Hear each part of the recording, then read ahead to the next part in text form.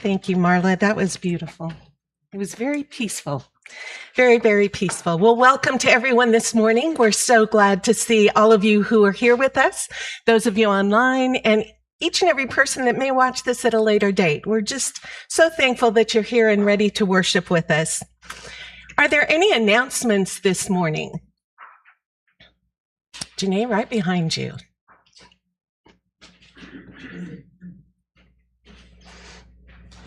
There it is.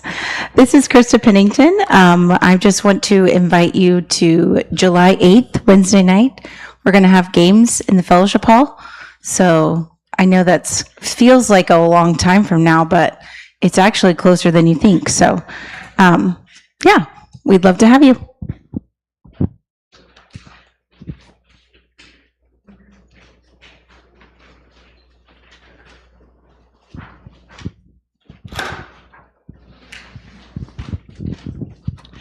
This is Wayne Stuckey.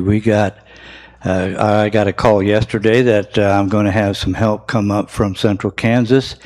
They called me yesterday afternoon to help clean up some of the storm damage that has happened.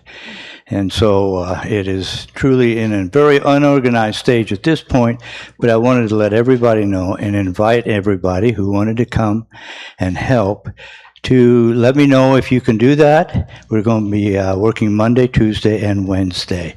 So if you could help any one of those days would be helpful. And just give me a call, and hopefully we'll get some of the organization going here soon. That's wonderful. Thank you.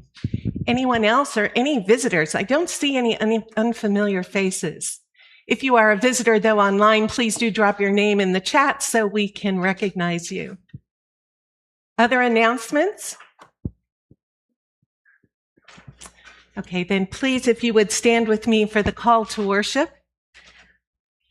Remain standing for the invocation then in the first hymn as well.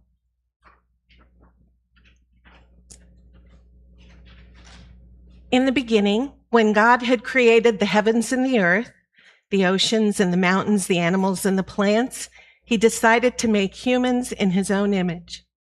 But God did not choose to make us from the water or the clouds or wind or flame, but from dust, grimy, gritty dust. And when Jesus was asked to heal a man blind from birth, Jesus spit on that very dust from which we are made, mixes the mud, and opens the man's eyes. Today, we remember the God who created us, not to be sterile or devoid of panache, but rather we are creations who sometimes, I would probably say often, get messy and create difficult situations. And yet, God chooses.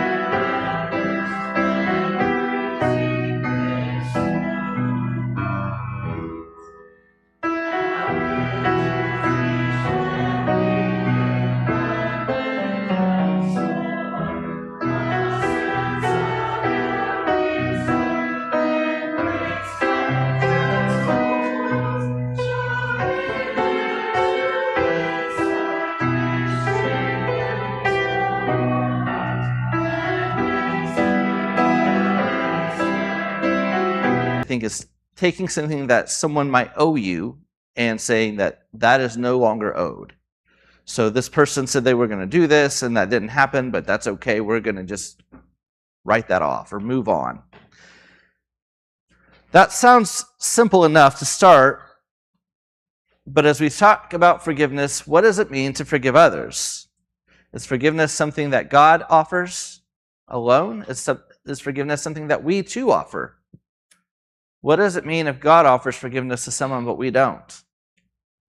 The next question I have is, do we forgive ourselves? And this is a question I've heard several times, and I would reframe the question a little bit into how do we accept forgiveness? And thinking less of, I'm not saying that we're ashamed of it, but we don't always want to talk about it because it's just complicated. Some people might know, just complicated. Some people might know, but it's just not worth the energy to talk about sometimes. It's not worth the energy to talk about sometimes. Sometimes I just don't want to explain. This whole story, so I'm just going to say things are okay.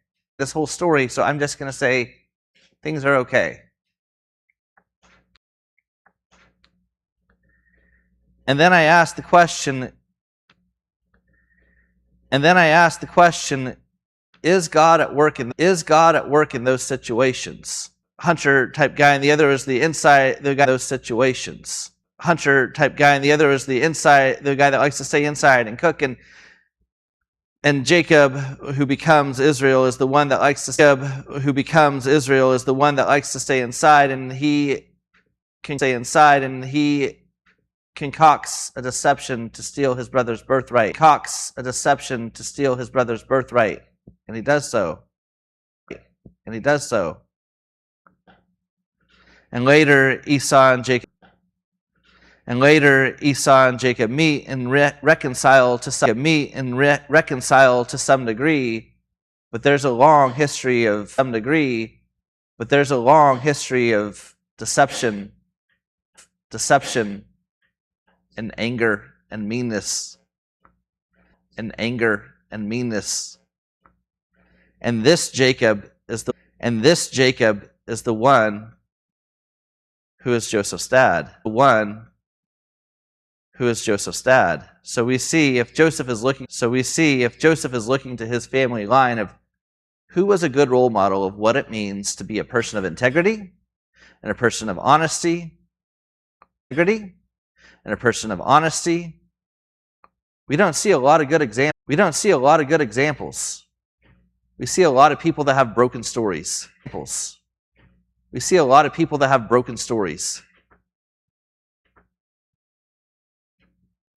Jacob the deceiver.